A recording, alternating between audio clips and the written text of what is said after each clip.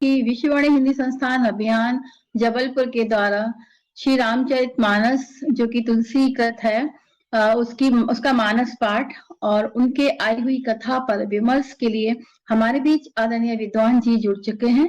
और इन विद्वानों में है आदरणीय परम आदरणीय डॉक्टर गिरीश पंड्या जी जो कि उज्जैन से हैं, और इसका दशरथ का महाप्रयाण और भरत की अयोध्या वापसी दोहा क्रमांक 148 से 170 तक बड़े आदर सम्मान के साथ आमंत्रित हैं आदरणीय डॉक्टर गिरीश पंड्या जी जो कि उज्जैन से हमारे बीच अपनी अभिव्यक्ति देंगे।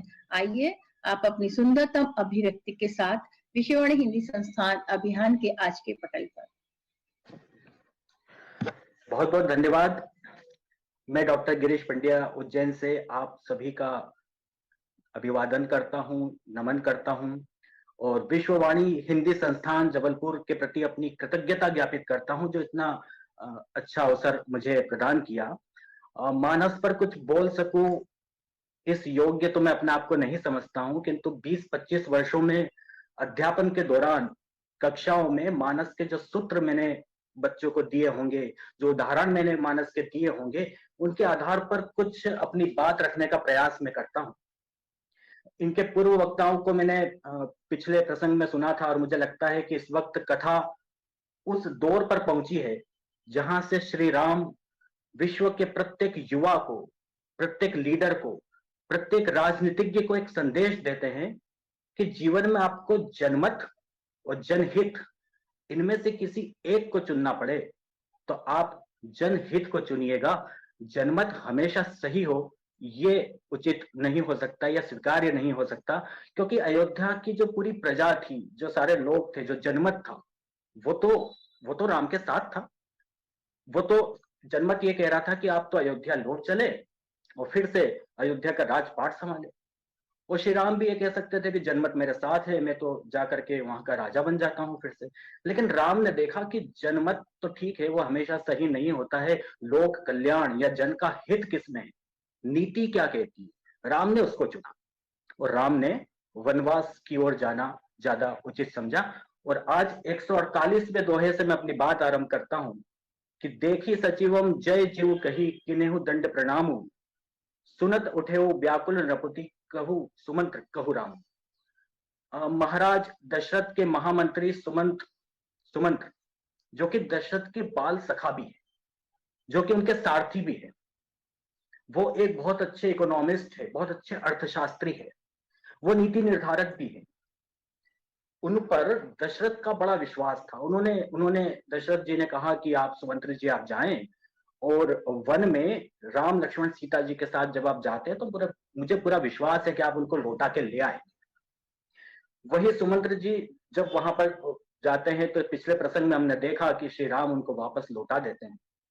सुमंत्र जी तब भी सुमंत्र जी कुछ नहीं बोले। साथ नहीं लाए हैं तो क्या उनका कोई संदेशा लाए हैं?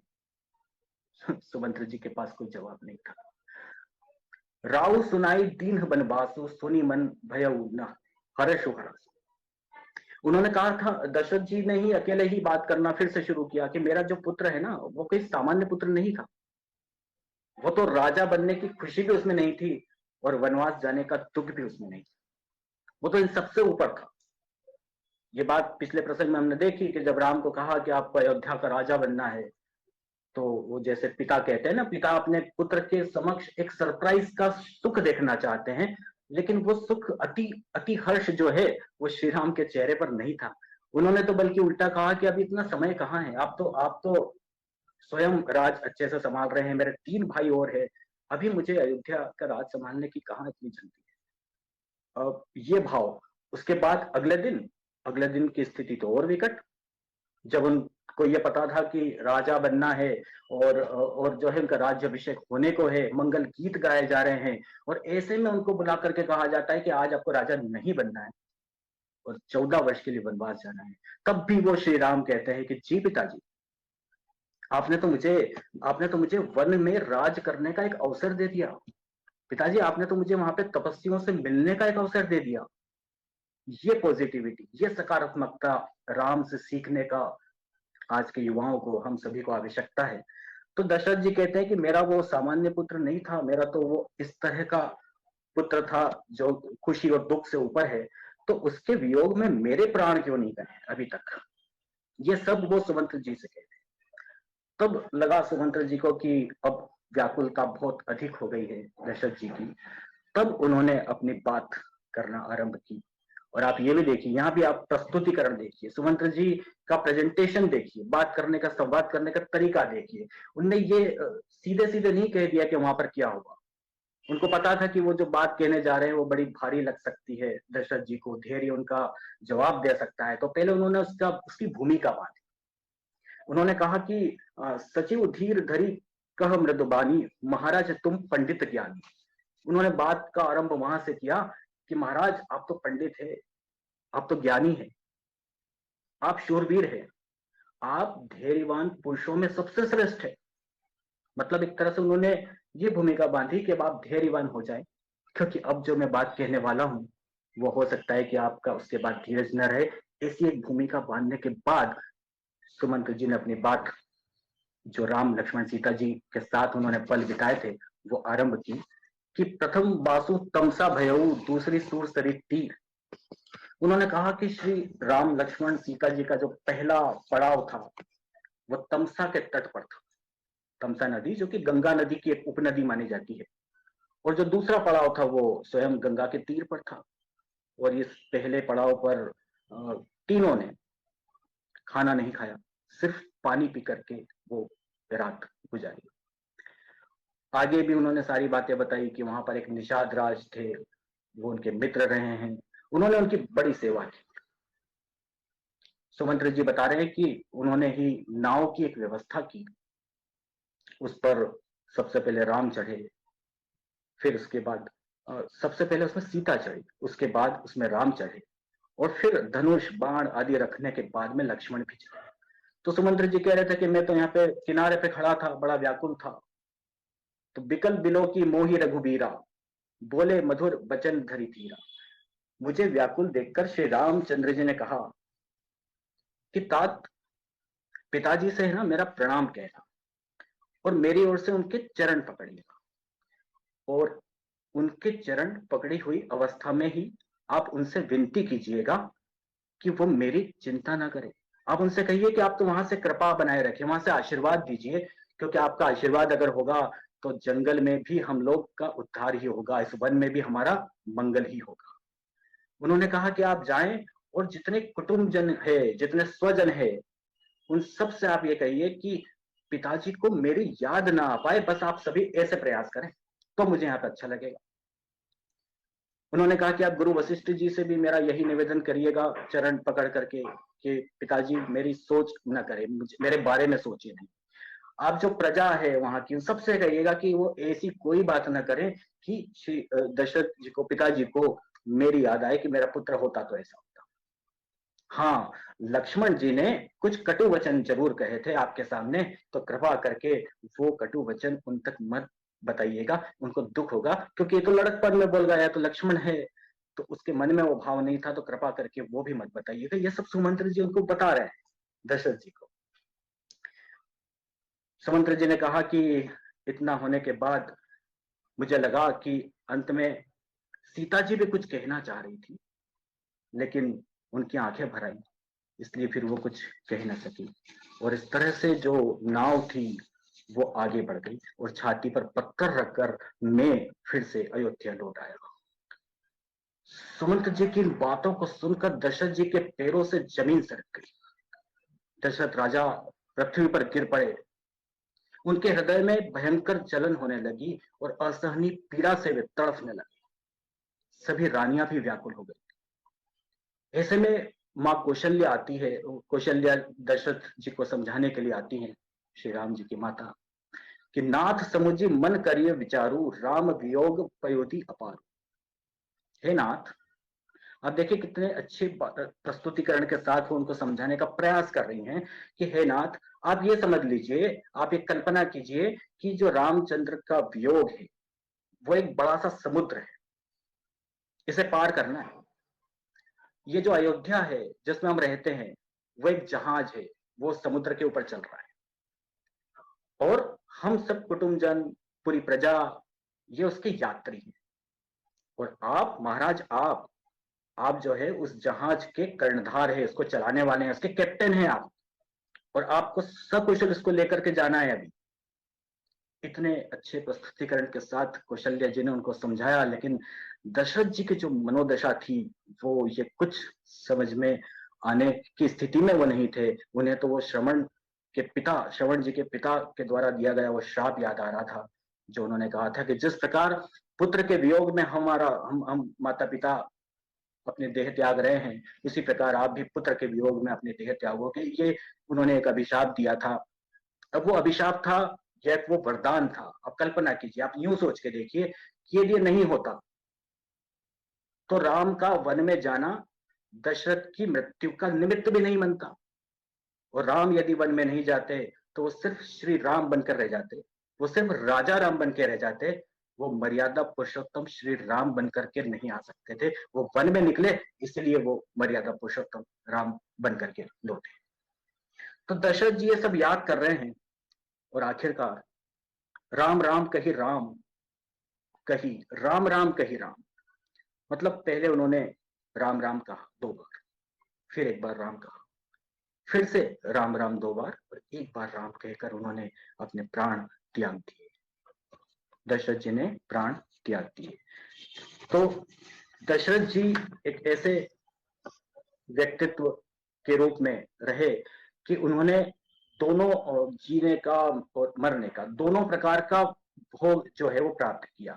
जीवन जिया तो राम के पिता होने का श्रेय पाया, और जब मृत्यु भी हुई तो उनका यश इस बात पर फैलना था कि उनकी मृत्यु का निमित्त भी श्री राम का वियोग बना। तो करी विलाप सब रोय ही रानी, महाबीपति किमी जाई बखानी। सब रानियां विलाप करके रो रही है। और तुलसीदास जी उसका जो वर्णन है वो बड़े मार्मिक रूप से करते हैं कि सुनी विलाप दुखहु दुख, वहां पर विलाप कैसा रहा होगा। तुलसीदास जी कहते हैं कि वहां पर अगर दुख खुद होता, उपस्थित होता, तो वो खुद भी दुखी हो जाता। यदि धीरज वहां पर उपस्थित होता तो वो खुद भी अपना धीरज खो देता। ये स्थिति वहां की हो गई थी। खैर, गुरु वशिष्ठ जी का आगमन हुआ, उन्होंने सबका धैर्य बंधाया, और सबसे पहले कहा कि आप दूतों को भेजिए, क्योंकि जो भरत और शत्रुघ्न है वो अपने ननिहाल में है, तो आप उनको लेकर के आए। लेकिन इस बात का ध्यान रखें कि दूतों से जरूर कहें, दोनों दूतों से, कि वो इस बात का जिक्र न करें कि अयोध्या में क्या चल रहा है। आप सिर्फ उनको यह संदेशा दें कि आपको अयोध्या बुलाया है। लेकिन बात यह है कि जो पहले रिश्ते होते थे ना, वो मानवीय जड़ों से जुड़े होते थे, वो मानवीय रूप से, आत्मीय रूप से जुड़े होते थे, आत्मीय रूप से जुड़े होते थे, और इंटरनेट से नहीं जुड़े होते थे आज की तरह। इसी कारण से भरत को उस आत्मीयता के कारण संकेत होने लगे। उनको दूत जो भेजे थे ना, वो भले कुछ ना कहे, लेकिन उनको संकेत होने लगे थे, उनको बुरे सपने आने लगे थे। उधर श्री राम जो चित्रकूट में सो रहे थे शैया पर, वो भी एकदम से जागे, उनको लगा कि पिता का रथ यहाँ से निकला है, और वो कुछ राम राम कह करके यहाँ से निकला है। ये सब संकेत थे जो आत्मीयता के प्रतीक होते हैं। खैर, दोनों दूतों का संदेश आया तो बिना देर करे भरत और शत्रुघ्न वहां से निकल पड़े। पूरे रास्ते भर वो व्याकुल रहे। रास्ते में वही तालाब, वही बगीचे, सब कुछ मिले जो उनको जाते वक्त मिले थे, लेकिन इस बार उन बगीचों में वो शोभा उनको नहीं लग रही थी।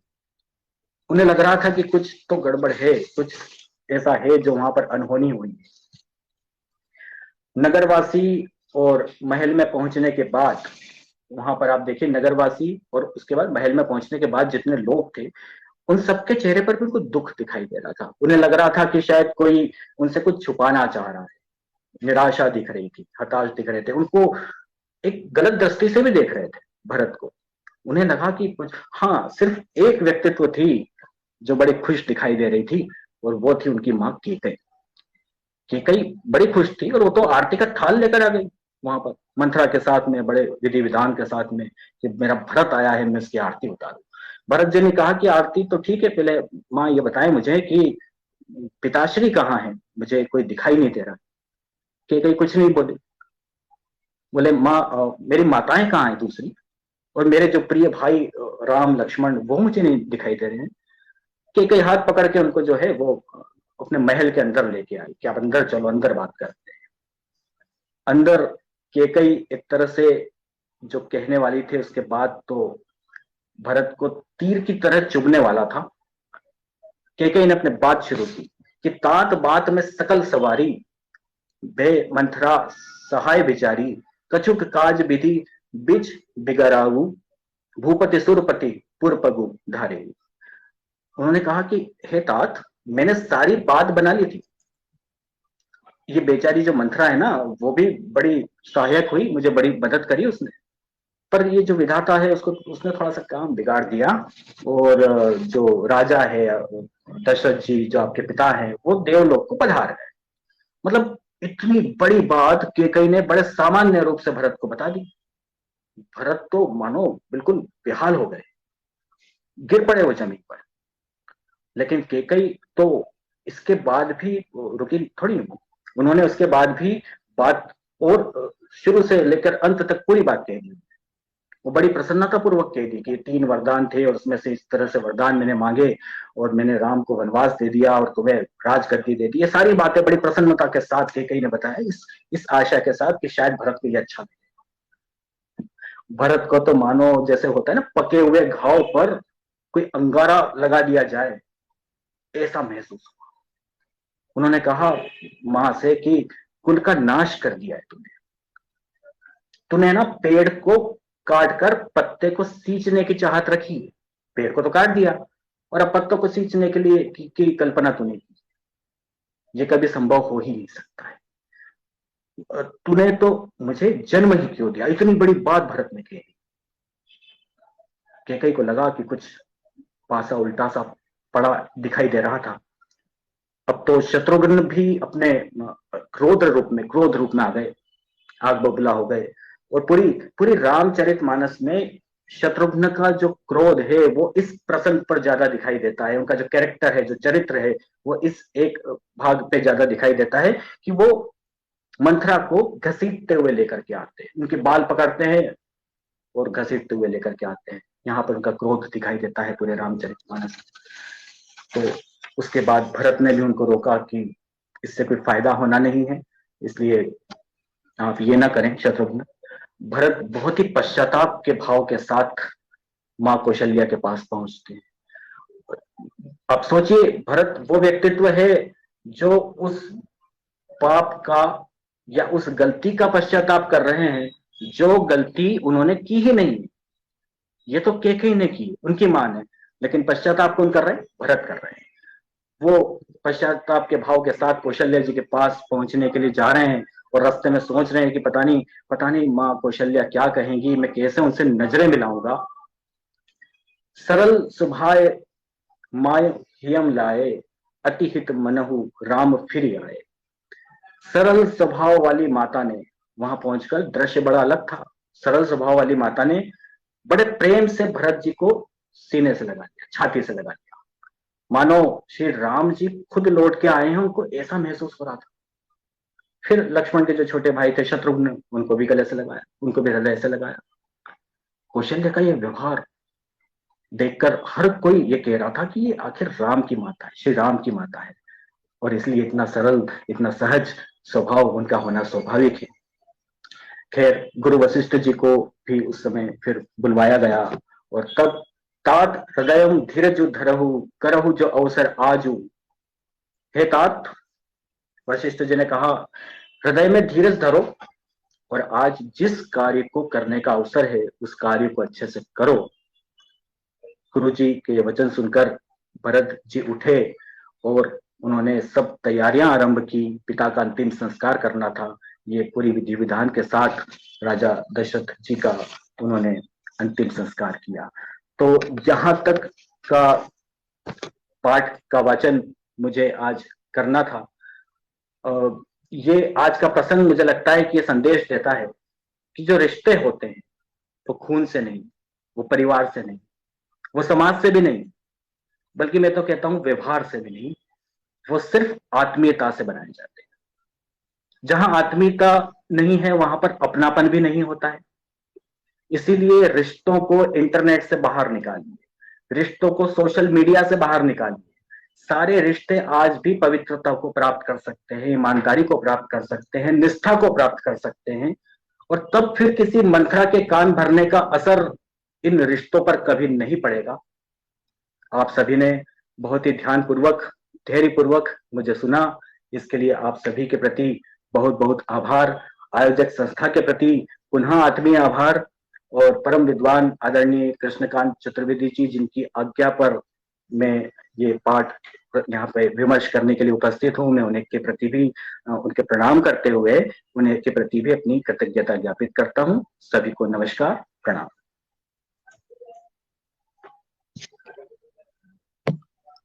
अभी परमादरणीय डॉक्टर गिरीश पंड्या जी की अभिव्यक्ति सुन रहे थे, जो कि उज्जैन से हमारे बीच थे, और बहुत सुंदर ढंग से आपने अभिव्यक्ति दी मानस के प्रसंग में कि रिश्तों को इंटरनेट से नहीं, रिश्तों को सामाजिकता से भी नहीं, रिश्तों को आत्मीयता से जोड़िए, तो ये रिश्ते निश्चय ही परिपक्व होंगे और किसी मंत्रा के द्वारा भरे जाने पर भी वो टूटेंगे नहीं। यानी कि रिश्तों को आत्मीयता से जोड़ा जाना चाहिए, ये संदेश हमारा मानस का ये प्रसंग देता है। बहुत सुंदर अभिव्यक्ति के साथ सुंदर विचार, आपका हार्दिक हार्दिक आभार सहित धन्यवाद। अब हम चलते हैं आगे की ओर बिंदु क्रमांक 2 विमर्श पर।